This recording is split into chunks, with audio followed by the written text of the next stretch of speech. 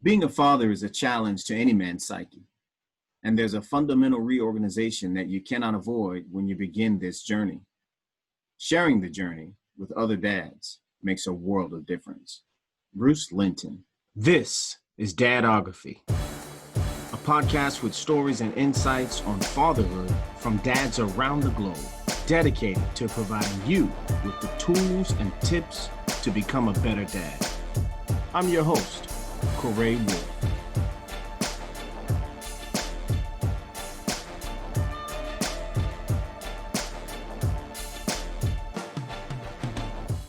Welcome once again to Dadography. This is season 2, January 2021. Welcome back, everybody, to Dadography. I'm your host, Coray Ward, and today we've got our sound engineer on the show, Victor Brown.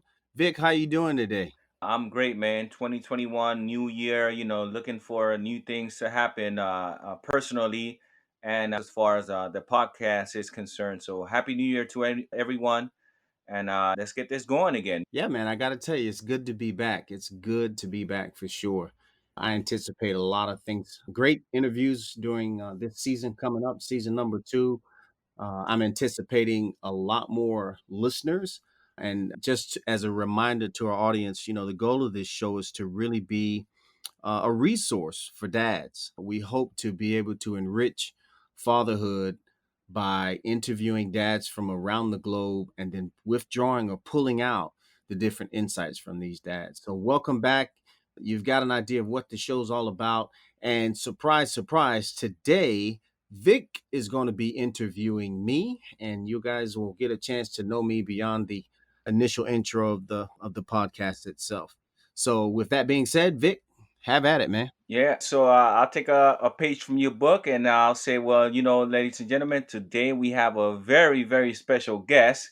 And this guest is so special that he's not a guest, he's actually our main host, Coray Ward. Coray, please start with telling us a little bit about yourself. Yeah, man. I'm originally from Jacksonville, Florida, and currently I live in the tropical paradise of Panama in Central America. And my wife and kids, we've been here for about 5 years. And well, actually, wow, almost 7. Now that I think about it, Vic, almost 7 years. And I'm an entrepreneur and a father of 5 wonderful children. My youngest is Heaven. She's 10. My second is Legend. He's 11. And then my next is Jamil. He's 16. And then we've got Christian, who's 23. And of course, there's Sherelle, and she's 28. That's a wide spectrum that you have right there, man. So definitely we're hoping to get some very good information, some very good insights from you. Before we go into actually talking about you, fatherhood and fathering, could you just briefly tell us why did you want to start this? What made you want to start this resource? And also, was this something that you did before the actual podcast? Trying to help others or trying to get information from other fathers? What are they doing? Or were you sharing also what you were doing, what worked for you? Tell us a little bit about that before we go into you as a father. Yeah, definitely. Well, before the show started, I found myself just talking with different dads. Meet a guy and he's a dad, and I would just inquire different aspects of their fatherhood. No intention, obviously, of making it a show, but I was just trying to get more information for myself so that I could be a better dad. I really consider being a dad the highest honor, aside from being a husband, that I hold. And if you hold something with that high of esteem, then you want to learn more about it. You inquire, you read up on it, and so in speaking with other dads, I would always ask questions. This and what I realized, of course, Panama is a hodgepodge of cultures and peoples, and so even my group of associates go across the spectrum, and it gave me an opportunity, to talk to dads from different countries and cultures to see what they had experienced in fatherhood or being a son and what their father was like.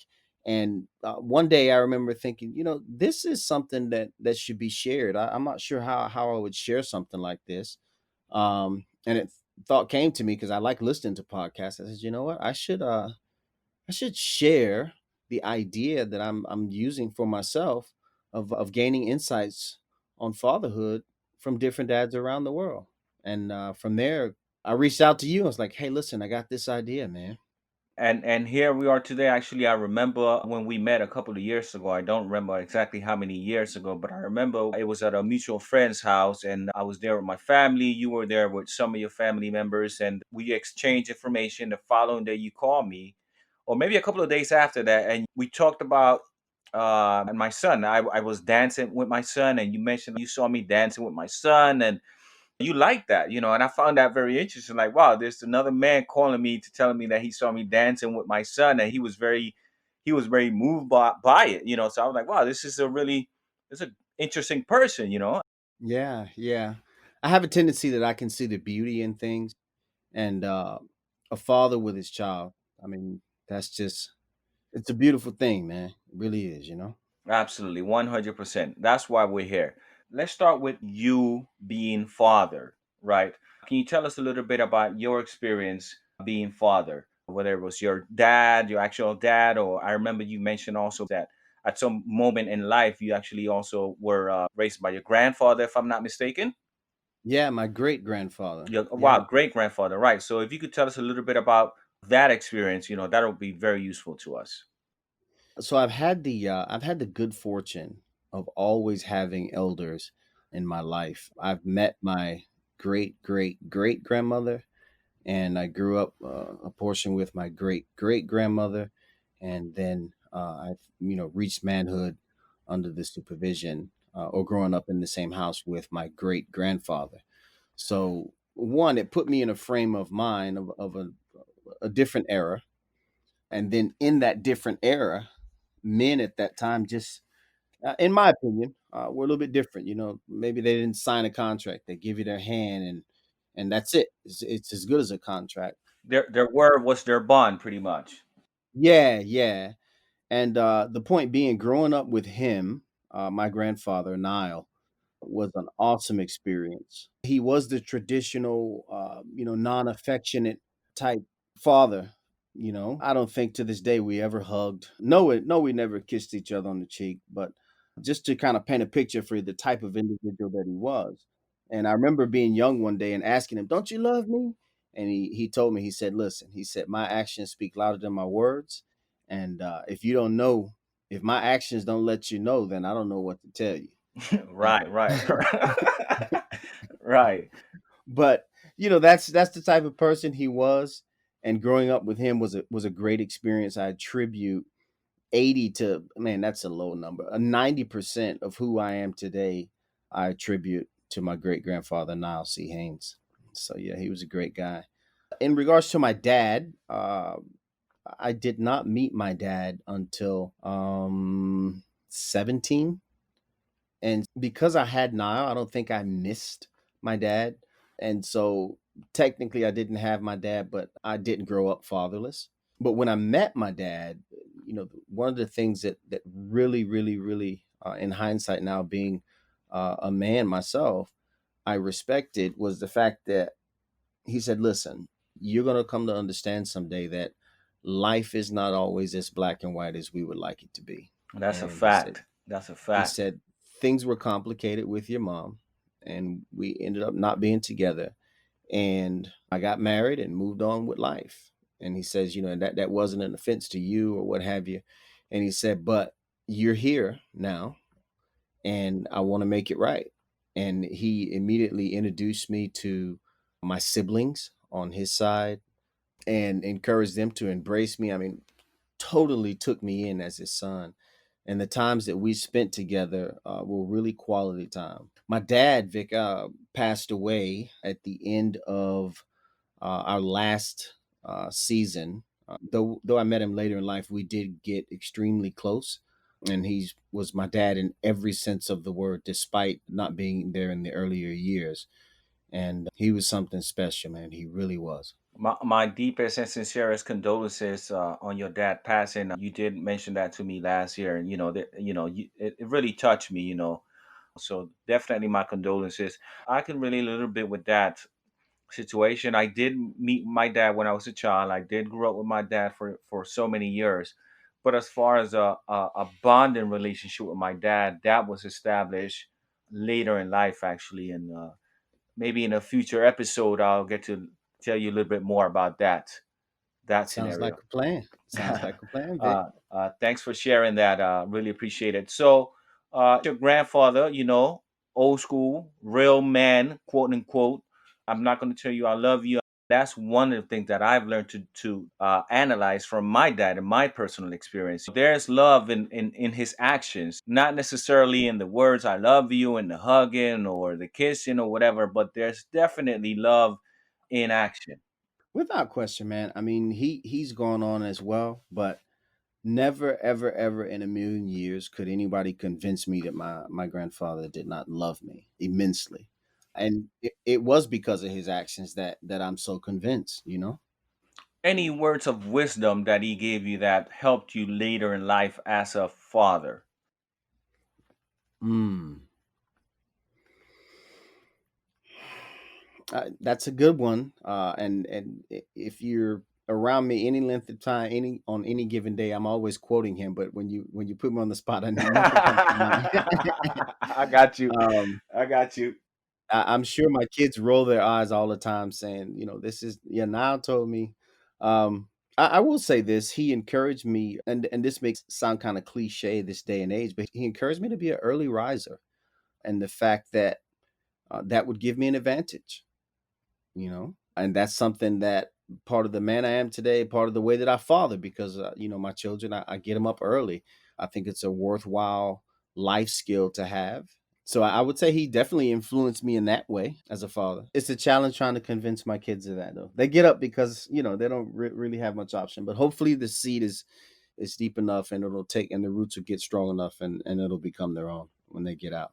You met your dad later in life at 17, things happen. He sat with you, he explained to you the situation, and he told you that, hey, things aren't always in black and white. I remember in one of our conversations, you mentioned to me that you met one of your kids later in life.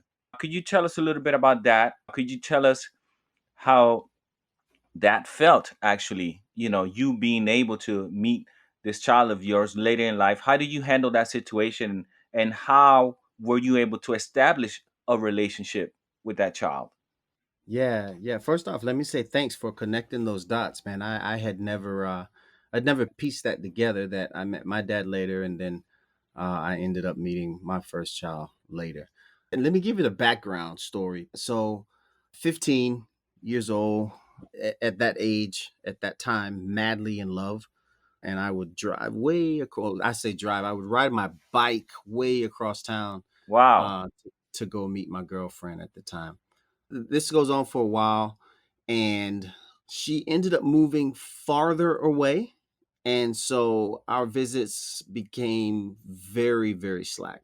She was a very pretty girl. I guess she started seeing some other people or what have you, and so I think I maybe went over once or twice thereafter, and we just drifted apart. So later on, I found out that she was pregnant and she was getting ready to have a baby. So the question was, okay, well, is this my child? The baby was already born, and I remember going over one day, and I don't remember how old my daughter was at the time, but she wasn't a toddler yet. So I asked her mom, okay, well, you've had the baby. Is this my baby? And she said, no, it's not. And I remember holding my daughter and looking at her, seeing similarities, and just feeling um, I'm gonna have to say it, almost a spiritual connection, you Okay. know. Okay. Wow. Um, but the mom told me no, and of course I was still 15. I mean, I felt that little connection, but that was like at the same time it was like, wow, well, all right, kind of a load off, But I knew that something didn't feel quite right with what she told me. So it transpired that we went on with life. Years later, I bumped into her, and she says, "Hey, I've been looking for you." Turns out that I think that may be your daughter. Wow. Yeah, and at this time, my daughter's 16, And so, if I remember correctly, and as time goes on, you kind of mix up some of the facts, but I think I saw my daughter once or twice before doing the DNA test, and there was an immediate connection. I mean, we laughed, we had similar interests, speech patterns. I mean, just a number of things. Hmm. So finally, we decided to go take the DNA test, and she was mine. And Wow. I think for me, that moment, Vic, sealed fatherhood and its value. And I say that because I got hit with the reality that I had been lied to about my daughter. Right. And I'd also been hit with the reality that I had missed 15 years of her life. And that was heavy, man. That was Wow. just really, really heavy. And, my daughter has expressed to me, I'm still getting to know you. Yeah. So that's a badge that I wear.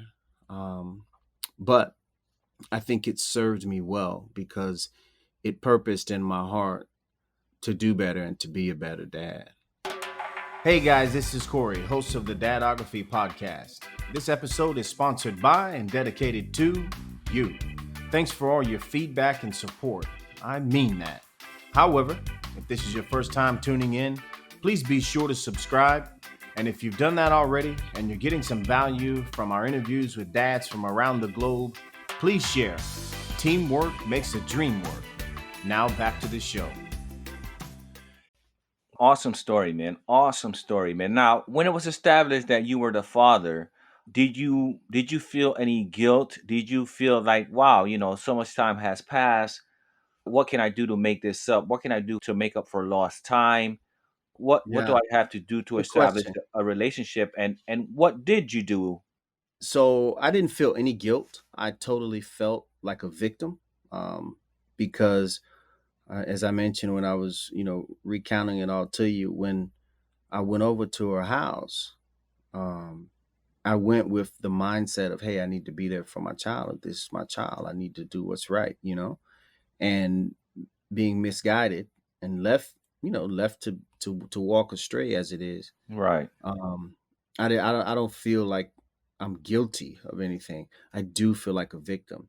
But to the second part of your question, in terms of how I handled it, oh man, immediately, my daughter was very active in my life. She would come immediately start spending the night on weekends, and I was immediately going to soccer games, and she and I both enjoy adventure and sports, and so we would go bike riding for 20-30 miles and just talk. And she was the first person to introduce me to caramel macchiatos at Starbucks. So we would take these long bike rides and then go to Starbucks. And then when it came time for her to graduate, she was kind of unsure what did she want to do college. And we at that time, my wife and I were moving or planning to move to Nicaragua to oversee a business we had there at the time. And I presented to my daughter. I was like, well, hey, you could just come with us.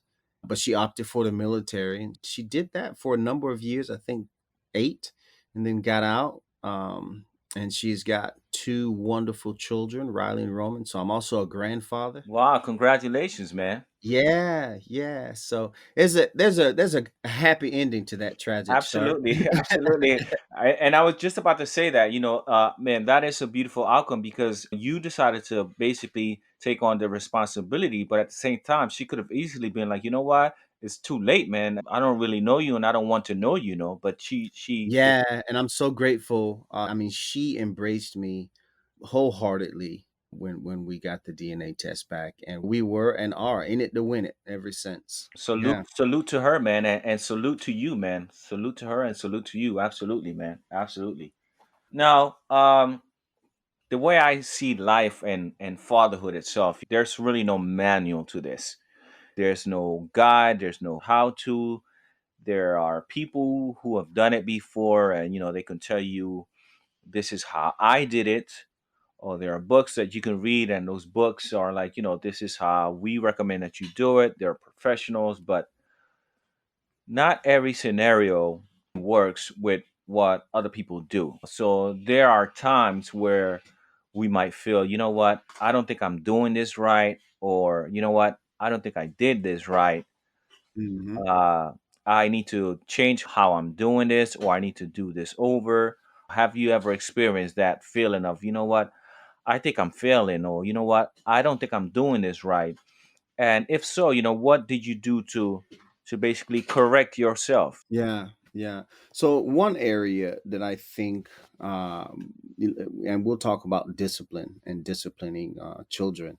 Well, me disciplining my children. I'm not, telling the masses what to do. I think I had a traditional mindset of spankings, of whippings, beatings, however you want to term it. And over the course of some time, I felt like there's probably a better way, and so I established some guidelines. I said, okay, well, they're not going to get popped unless it is something that is detrimental to their life. But and I've said this on other shows. I think I began to see the need to kind of make things make sense, because my opinion was, or my thought was, if my child can see what I'm seeing or understand what I'm understanding, then they'll see the objective of why to or why not to. So a lot of time when it comes to discipline, I look to kind of communicate with them. So yeah, that's a pretty big change. Traditionally, our parents grew up with that. So that said, do you think that's something that you probably picked up from your great grandfather, or No, I think maybe the transition may have been because of him, because he never actually beat me, and God knows I deserved it. You know what I mean? but but he never did. But he had a way of communicating with me that I knew that I had messed up, and I knew that I needed to fix it. right? So he was a very effective communicator with me, and that's something that I aspire to be with my children. Um, and maybe that's not the case, especially if you were to ask them. But I definitely aspire towards that, and I think at least with the aspiration, it keeps me headed in a good direction, even if I don't get to the final destination of where that's just like, oh, my dad's a great communicator. At the very least, I'll be heading in that direction, and I can live with that. So that was actually going to be my follow-up question. I'm sure they realized at some point, like, okay, well, dad is not doing this anymore, so now he's talking. Are these those talks where they wish that you were disciplining them? No, no. Again, I'm always trying to make it make sense. So they tend to be pretty brief. Maybe my 16-year-old gets a little bit more lectures because I'm aware of the fact that he's approaching an age where the world is going to consider him an adult, and so along with that forward movement, along comes responsibility as well.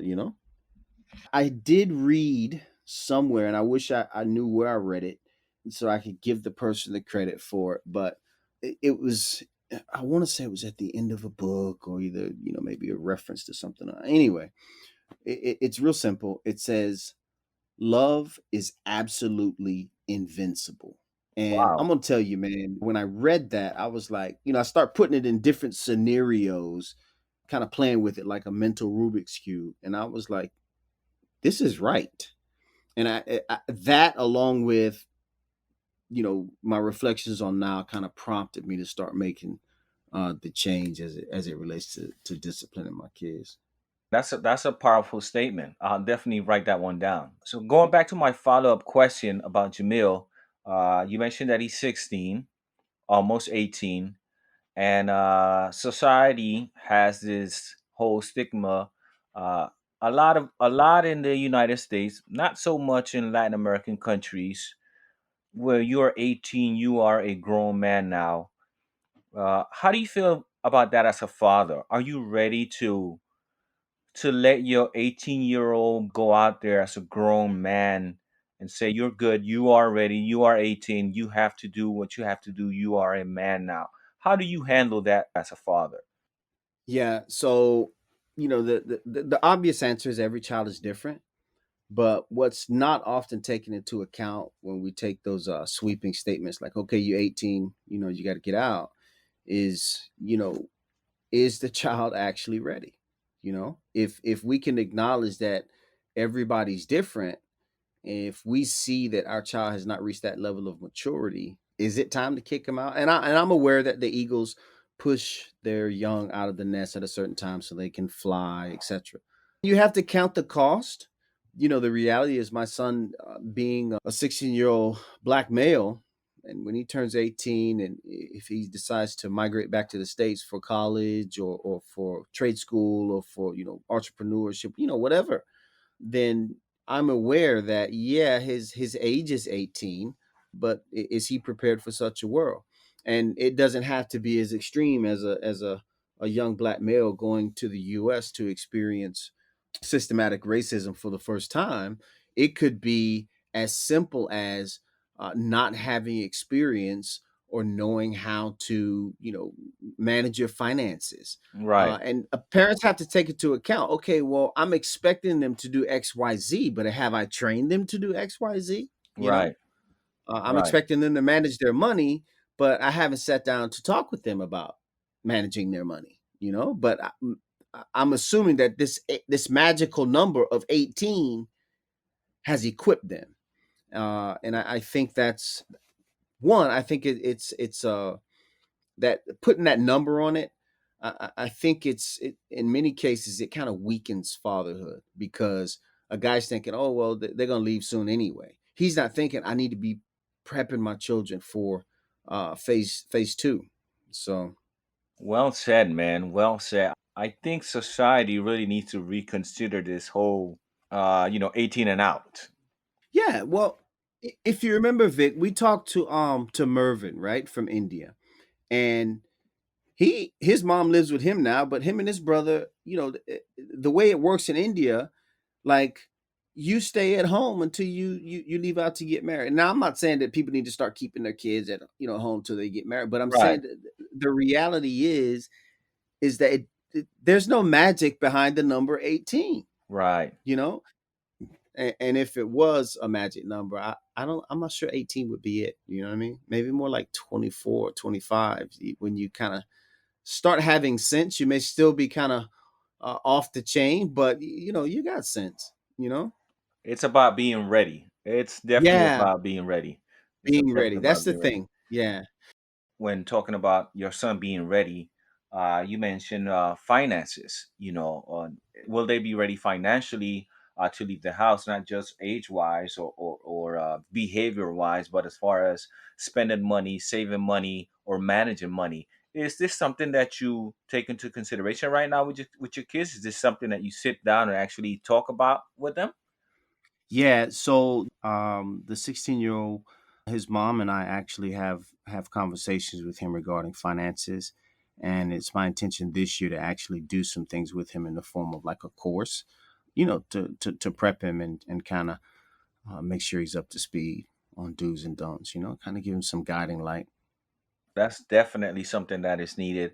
Unfortunately, it's not something that the educational system decided was important enough to add to their curriculum, no. So it's Yeah, to definitely, make mandatory, right? yeah, finances should definitely be mandatory for everyone. Managing your budget, managing a bank account, a checking account, a credit card. Those are necessary things that every child should actually learn.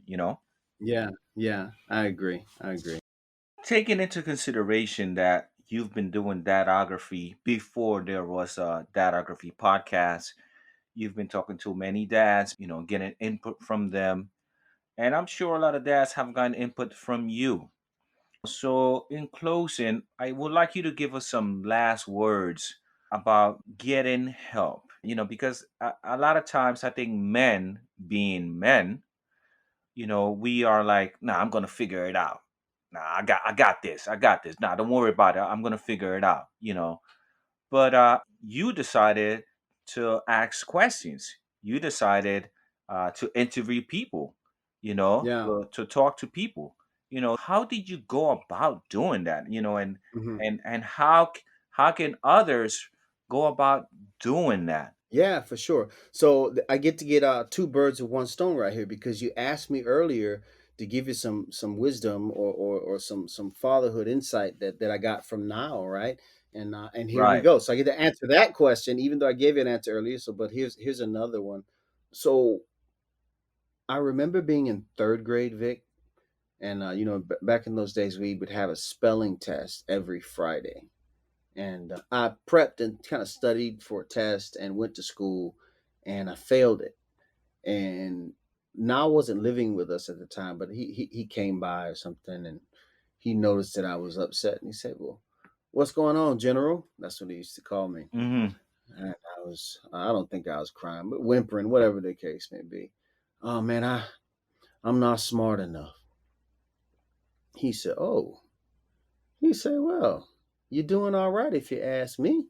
Hmm. I said, "Well, what you mean?" He said, "Do you know how smart you have to be in life, Corey?" I said, "No, sir." He said, "You have to be smart enough to know when you don't know." He said, "If you're that smart, you're smart enough." Wow. And the lesson is, if you know you don't know, then you go ask somebody. Facts. Facts. You you plug in, you check every resource possible.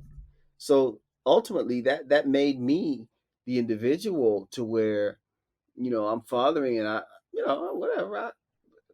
I just don't feel like I'm measuring up. And Right. my kids, and people, "Oh, you're a great dad," but I'm thinking, there's got to be more. I can do more, and so I just start asking questions. So for the guys who are listening, or may get a chance to hear this episode in particular about this question as to how a person can go about, starting to get the insights. And, if guys, we have to realize that we don't know everything. I usually preface we don't know everything with asking the question, which is, can you consent to the fact that you don't know 1% of known knowledge? Yeah. And if you can admit to that, and nobody can honestly say they know 1% of known knowledge, because if you're an astrophysicist, then I'm gonna ask you something about plumbing. You know what I mean? So the point being is that we got to leave enough space for our ignorance. We have to be aware of the fact that we don't know everything, no matter how smart we are. My final words would be to encourage other dads to continue to get insight from other dads. Let's each one teach one. Let's let iron sharpen iron so that we can ultimately become better dads. And I think I mentioned this on the first episode, but I feel like if there will ever be any real social, economic, demographic change in the world, it won't be on the foothills of uh, political representatives. I do think it'll be on the foothills of fathers that have raised sons and daughters. Well said, Corey. Well said, man. Really appreciate that. Insightful words from our host, CW Coray Ward. Really appreciate you taking time out to be interviewed by me. Thank you, Corey. Today's fatherhood insights come from our host, Coray Ward, from Jacksonville, Florida. Gentlemen, if you are presented with the opportunity to start or mend a relationship with your child later in their life, give it your best shot and make it happen. Also, make sure you are preparing your children with the tools necessary for them to face the realities that come with adulthood. Being old enough is not always enough. Finally, know enough to know what you don't know as a father and be confident enough to ask for help and support on those things. We hope you've enjoyed this episode of the Dadography Podcast. Thanks very much for listening. I would, however, like to invite you to be a part of the show. Visit our website at dadography.net. Scroll down to the bottom of the page, click on the microphone, tell us your name, where you're from, and what fatherhood means to you. Remember, it takes more than DNA to be a dad.